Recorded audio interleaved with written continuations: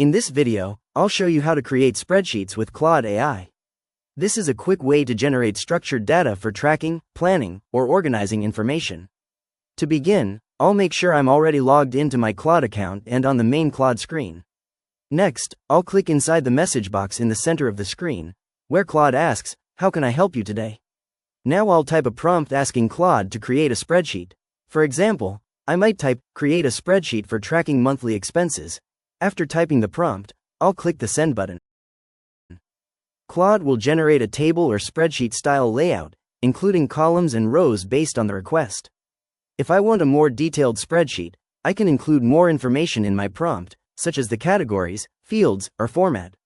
For example, I might type, "Create a spreadsheet with columns for date, category, amount, and notes." Claude can also help format the data so it's easy to copy into Excel or Google Sheets.